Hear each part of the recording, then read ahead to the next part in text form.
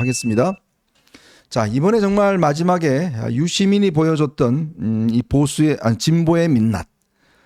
정말 이 자기들은 아주 특출난 계급이고 자기들은 정말 아주 고고한 계급인데 어디 고졸 출신이 저렇게 대통령 영부인이 되고자 하느냐. 정말 제정신이 아니다라는 이야기가 이제 있어 왔는데요.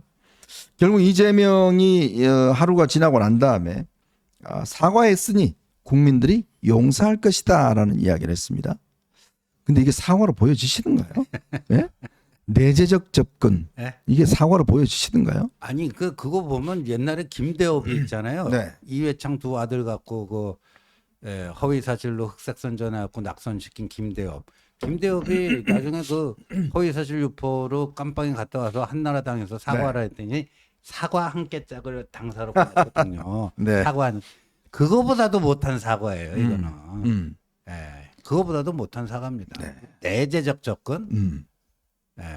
야, 참 내재적 접근은 옛날에 저희가 뭐 특히 북한을 옹호하는 사람들의 아주 일반적인 생각이었습니다만은, 근데 결국 이번에 유시민도 보면 끝내 제가 뭐 표현에서 조금 뭐 좀 과했다 뭐 이런 거지 근본적으로 이 부분에 대한 사과는 하지 않은 거 아니겠습니까? 그렇죠. 네. 그 유시민 씨나 뭐 유시민 작가 이렇게들 많이 표현을 하는데 사실은 저는 방송에서 일관되게 유시민 전 이사장이라고 이야기를 합니다. 네. 왜냐하면은 노무현 재단의 이사장이었다고 하는 부분은 유시민 씨가 우리 사회에서 차지하는 포지션에 있어서 굉장히 중요한 의미가 있거든요. 네네. 즉 수많은 평론가나 수많은 스피커 중에 한 명이 아니라 이른바 자칭 진보 진영의 이데올로그 내지는 데마고그로서의 역할을 네. 수행했다는 점을 중요하게 드러내는 표식이 노무현 재단 이사장이에요. 그런데 그 노무현 재단 앞에 슬로건이 뭐 붙어 있는지 아시죠? 네. 사람 사는 세상 노무현 재단 이렇게 붙어 있잖아요. 저는 그 앞에 네 글자를 더 붙여야 되는 것 같아요. 이번 사태를 보면서 대학 나온 사람 사는 세상 노무현 재단.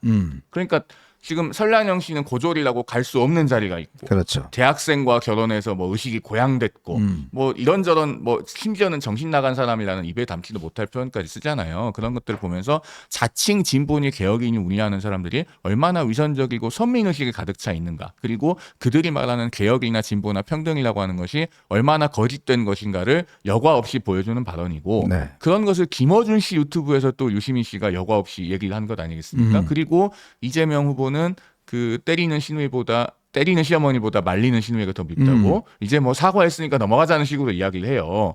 이런 것들이 지금 진보 진영의 민낯입니다. 그냥 넘어갈 문제는 아니고 이건 두고두고 우리가 맞서고 있는 사람들이 이런 사람들이다라고 하는 것을 많은 분들께서 정말 그 깨달으셔야 된다. 저는 그런 생각이 듭니다. 혹시 그 유튜브 보시면 그거 못 느끼셨어요? 어제부터요. 네.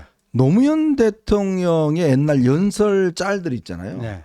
그게 엄청나게 지금 뿌려지더라고요. 그러니까 뭐 노무현이 막 격정적으로 연설하고 뭐 이런 것들이 짤이 어느 집단에 의해서 그러니까 그게 뭐 노무현 재단에 하여튼 제가 뭐 출처는 잘 못 봤는데 그게 그냥 계속 그 제 유튜브에 막 떠요. 그래서 야 이게 또 뭐 작업하는 거 아닌가라는 생각이 드는데, 왜냐하면 갑작스럽게 노무현이 옛날에 뭐 저는 싸우겠습니다 뭐 하고 한 연설 그 짤들이 무진장 지금 많이 뜨더라고요. 왜냐하면 이제 그런 것들을 이게 아마 클립을 노무현 재단이나 이런 데서 갖고 있을 거 아니에요. 그렇죠. 그러니까 그런 것들을 이제 다시 업로드하면 막 확 이제 이렇게 할 수도 있지 않습니까? 그러니까 이게 유시민의 발언을 좀 뭔가 이렇게 좀 물타기 하기 위한 저는 그런 작업도 아닌가라는 생각이 드는데, 사실은요 이재명의 정신적 지주, 이재명을 컨트롤하는 사람은 이제 몇 사람 있습니다. 이해찬이 있고요. 네. 그다음에 이제 유시민이 있어요. 네. 김어준이 있습니다. 그러니까 이들이 가지고 있는 이 이재명에 대한 영향력이라는 거는 상상을 초월합니다. 사실은 거의 제일 영향 있는 사람은 이해찬이고, 그다음에 유시민, 김어준, 네. 뭐 거의 결정적이지 않습니까? 그렇죠. 지난번에 왜 유시민하고 그 도올 김영옥 하고 이재명하고 삼자 토론했죠. 네, 삼자 토론한 것도 뭐 굉장히 그쪽 진영에서는 뭐 많이 주목했던 거고요. 그만큼 이제 뭐 빅마우스고. 그런데 저는 요 부분을요 그 저쪽 그 이재명과 이재명 가족의 도덕성 플러스 네.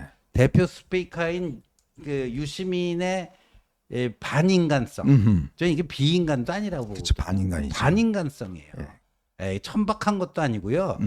이 뭐 인간이 뭐 천박한 사람도 있고 존귀한 사람도 있고 그렇다는데 그거는 인간 범위 내에서 하는 얘기입니다. 고귀하다, 천박하다는 거는 인간이라는 그 테두리 안에서 얘기한 건데 이게 반인간적 발언이거든요. 네. 그러니까 이거를 조금 더 저는 이쪽에서 잘 잡아서 효과적으로 때릴 수 있는 그 방법 그게 뭐였는가 하는 그 좀 아쉬움이 남고 근데 이거는 계속해서 갈 거예요. 저는 유시민이 화끈하게 사고도 못할 거라고 봤지만 이렇게 가면요 이게 말끔하게 그냥 요번에는 어떻게 넘어가지만 이재명부터 유시민 그들의 뭐 계속 뭐 진보 진영의 뭐 위선이다 그러는데 뭐 그거 뭐 진보라는 표현도 쓰기도 참 모한 사람들이고 진보가 아니죠. 그냥 예. 좌파예요. 예, 그냥 뭐 어디 수구적이고 반동적인 이 떨거지 좌파들인데 이게 그들에 대한 그 문제 의식을 좀 키우는 그 저는 굉장히 중요한 또 하나의 뭐 그 사례가 생긴 거다. 네. 그렇게 봅니다. 아마 뭐 이들이 이제 잠시 사과는 하겠지만 아마 이런 기조, 이런 생각들은 절대 변하지 않습니다. 아주 그 생각이 대표적인 사람이 바로 조국이죠. 조국이 지금 뭐 이 와이프가 이제 지금 요즘 막 운동하잖아요. 1번 찍으면 조국이 돌아온다. 네. 예? 조국이 이제 아마 제일 기대한 사람이 조국일 겁니다. 빨리 자기 삼면해줘서 나와서 이제 활동할 수 있도록 하는 뭐 이런 것들을 이제 아마 펼칠 거예요. 아마 제가 볼 때는 사면해주면 자기에 대한 경쟁은 조국이 꽤 아마 많이 나설 겁니다.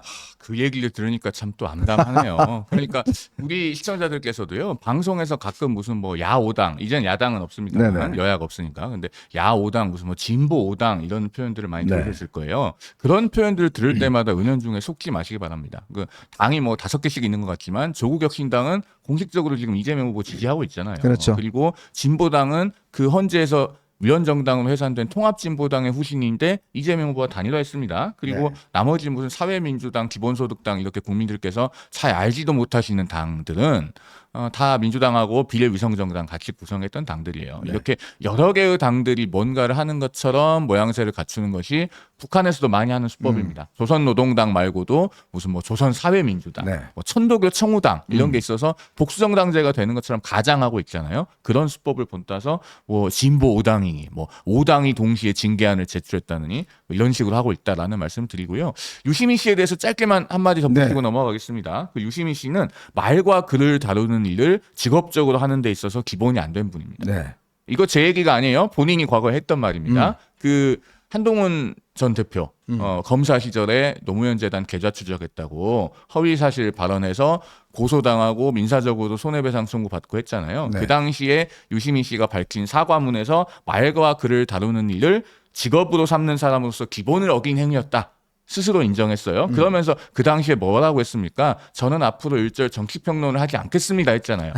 본인의 말을 어기고 계속 말도 안 되는 평론을 하시면서 이런 이야기까지 하고 있다. 그래서 본인의 말대로 이제 평론을 그만하시라라는 말씀 드리고 가겠습니다. 네.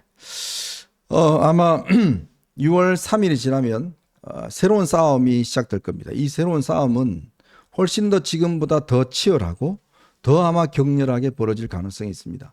아마 전혀 어떤 새로운 이 분야에서 이제 싸움이 시작될 텐데요.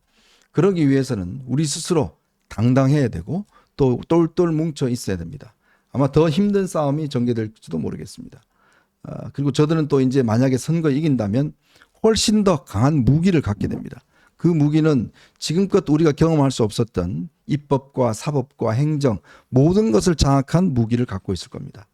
이 부분을 우리가 정확히 타격하고 정확히 막아내고 하기 위해서는 국민 다수의 동의를 받아야 되고 국민 다수의 지지를 받아야 됩니다. 그러기 위해서는 그럴 수 있는 사람이 그럴 명분과 자격이 있는 사람이 전면에 나서서 싸워야 될 것 같습니다. 그러기 위해서 저희도 정말 이제 이번 주부터는 새로운 또 결의와 각오를 가지고 또 새로운 출발을 해보도록 하겠습니다.